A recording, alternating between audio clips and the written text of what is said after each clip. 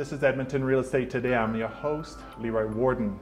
And today I have with me Scott King and Ed Joseph of Indeed Financial. Scott and Ed, welcome. Thank you, Leroy. Thank you. All right. What would you outline as some strategies for consumer debt reduction? Great question. Well, let's start with defining consumer debt. The way we treat that is anything other than the mortgage is consumer debt. Cars, if we have more car than we can pay for, then it's based on consumption. So we're going to say anything other than the mortgage, the first mortgage on the home, is considered consumer debt. So we define that. Now, from there, how do we get after it? There's a number of strategies. It depends whether we've got multiple cards, whether we have multiple creditors. Sometimes we need to get a professional involved and say, here's the entire situation. We've got $80,000 in credit card debt. We've got this, we've got that. We need someone who is a professional in that world to say, you know what, if we can come up with $40,000, we can get rid of that 80 and save your credit. Okay? I'm not saying every single time that is the case, but I sure would want to figure out whether or not it's an option by engaging a professional when we're overwhelmed with debt, okay? Where we just know that there's no hope and it's getting worse. And a lot of times it's just a decision to say we are not going to use credit ever again.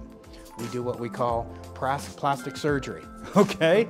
I think you know what I mean, Leroy. It's like, get the scissors out, cut that sucker in half. That being said, we would probably want to give you some advice on how to keep your credit score high without removing all credit from your portfolio. Okay, credit can help with our credit score, but again, making sure you understand before you get all crazy and start canceling everything. So plastic surgery, credit card on ice, okay? So let's freeze that thing. Now, we joke that do not take it out of the freezer, throw it in the microwave, and then fry your microwave, because then you're going to use your credit card to buy a new microwave. Okay? So how do we get out of consumer debt? First and foremost, we stop digging deeper. We protect ourselves from ourselves. Get that credit card away from us, whether it be cut it up, put it on ice, so it is the last resort. Now, if we're going to do that, what's really important is that we have what we call a mini emergency fund.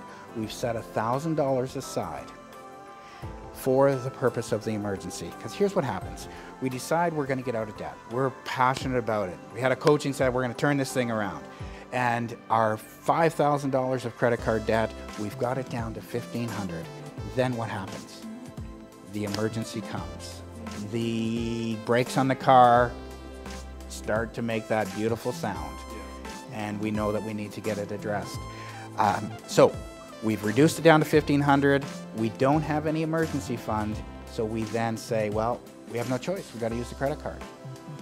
And we're back in that pattern. So our first coaching point in getting out of debt is let's get $1,000 set aside. We can put that on ice too. $1,000 cash. Put it in a baggie, put it in a large Tupperware, fill it full of water, throw it in the freezer, okay? What that will do is that will stop us from making emotional decisions when it comes to an emergency, all right? The shoes on sale are not an emergency. As fancy as these socks are, it's not an emergency, okay? My daughter got me these for Christmas. She knew that that was important. That was her gift to me, right? So we planned for it. Make sense?